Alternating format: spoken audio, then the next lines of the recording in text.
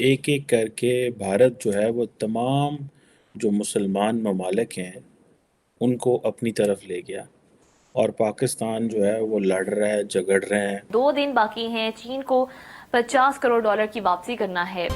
It's a bird, it's a plane, no, it's the US dollar. وہ جا رہا ہے، وہ گیا، پتہ نہیں کہاں چلا گیا۔ سننے میں آ رہا ہے کہ جو اپنا تیجس فائٹر جیٹ ہے اور ایک ان کا جو درو لائٹ اٹیک ہیلی کاپٹر ہے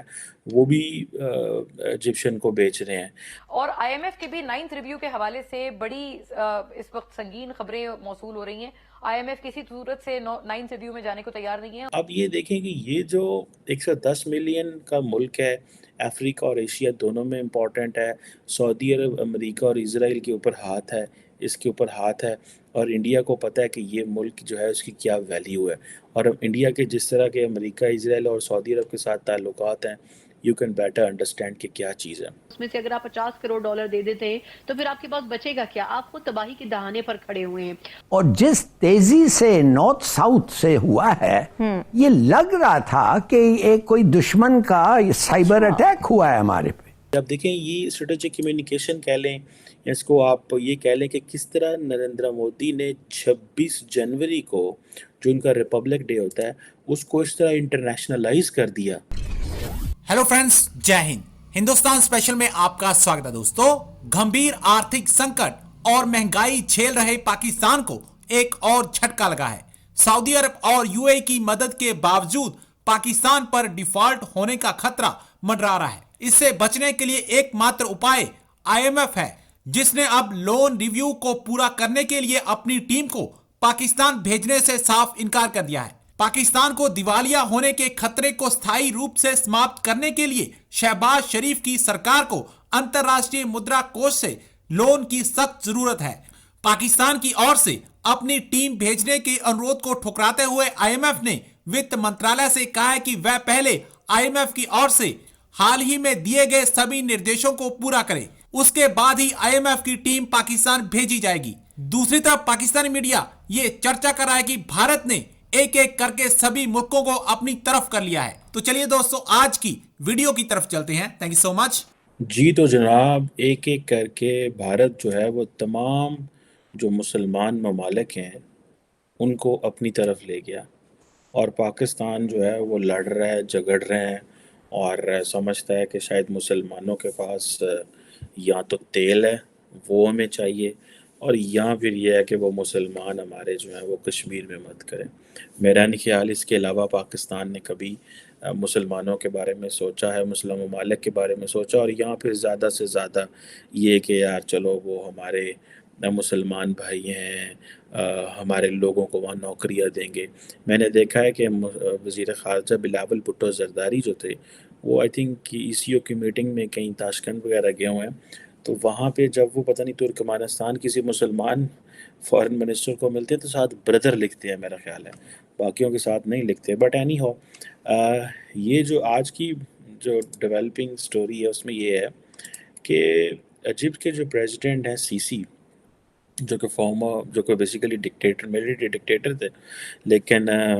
سم ہاؤ فوج چھوڑ کے اور یہاں پہ آ گئے عرب سپرنگ کے بعد، اور صدارت کا عہدہ سنبھال لیا انہوں نے،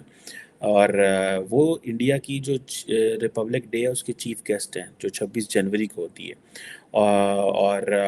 یہ آپ یہ سمجھ لیں کہ اس سے پہلے مجھے یاد آئی تھنک کہ جو ڈاکٹر جے شنکر ہیں منسٹری آف ایکسٹرنل افیئرس کے جو ہیڈ ہیں وہ گئے تھے ان کو اسپیشلی انوائٹ کرنے، اور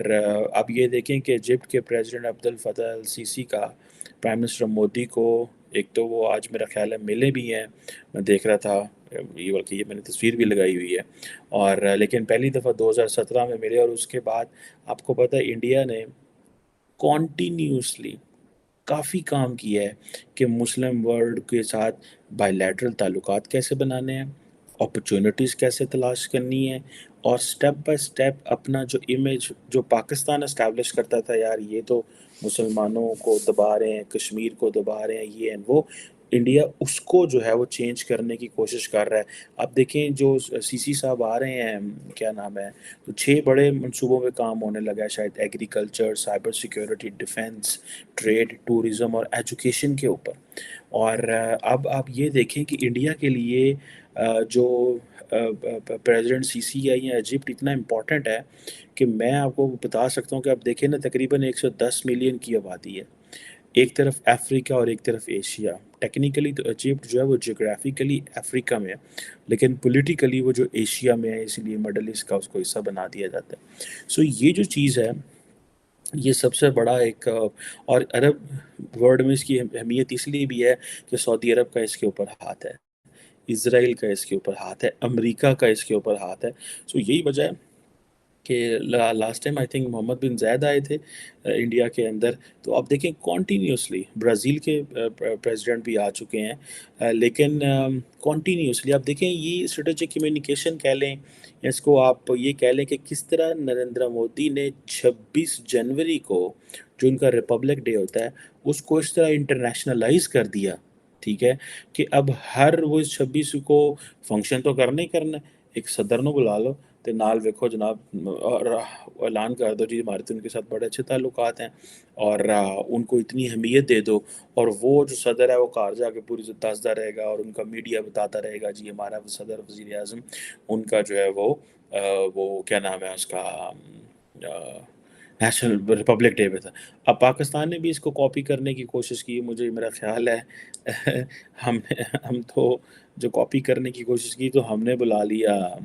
جو کیا نام ہے ان کا ملیشیا کے جو وزیر اعظم تھے مہاتیر محمد, ہم نے ان کو بلا لیا. خیر اینی ہاؤ, اب یہ دیکھیں کہ یہ جو 110 ملین کا ملک ہے, افریقہ اور ایشیا دونوں میں امپورٹنٹ ہے, سعودی عرب, امریکہ اور اسرائیل کے اوپر ہاتھ ہے, اس کے اوپر ہاتھ ہے, اور انڈیا کو پتہ ہے کہ یہ ملک جو ہے اس کی کیا ویلیو ہے, اور اب انڈیا کے جس طرح کے امریکہ, اسرائیل اور سعودی عرب کے ساتھ تعلقات ہیں, یو کین بیٹر انڈرسٹینڈ کہ کیا چیز ہے.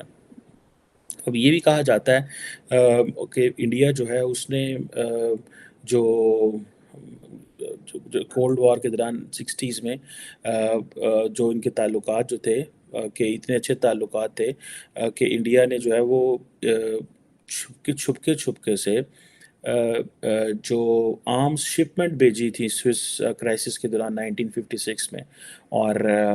یہ this is what has been reported, and اور ان کا آپس میں جو ہے وہ نیوکلیر کوآپریشن بھی ہے, جوائنٹ فائٹر پروجیکٹ بھی ہے جو کہ 1960s کا ہے. سنا دوسرا سوال میرا پہلے آپ سے ہے, 2 دن باقی ہیں, چین کو $50 کروڑ کی واپسی کرنا ہے, معیشت کیسے بحال ہوگی؟ دیکھیں سمینہ, میرا خیال ہے کہ ہم نے کل بھی اس بارے میں بات کی تھی کہ تقریباً 20 سے 22 ارب ڈالر کے قریب صرف قرضوں کی ادائیگیاں ہیں جو کہ ہمیں سال 2023 میں کرنی ہے, جس میں سے 6 ارب ڈالر کے قریب آلریڈی پاکستان رول اوور کروا چکا ہے, اور 8 ارب ڈالر کے قریب جو اماؤنٹ ہے وہ ہمیں اس سال کے آخر میں ادا کرنا ہے. تو میرا خیال ہے کہ پاکستان کو خود بھی یہ سوچنے کی ضرورت ہے کہ آیا جب 4 ارب ڈالر کے قریب آپ کے ریزروز رہ چکے ہیں اور اس میں سے اگر آپ $50 کروڑ دے دیتے ہیں تو پھر آپ کے پاس بچے گا کیا؟ آپ خود تباہی کے دہانے پر کھڑے ہوئے ہیں.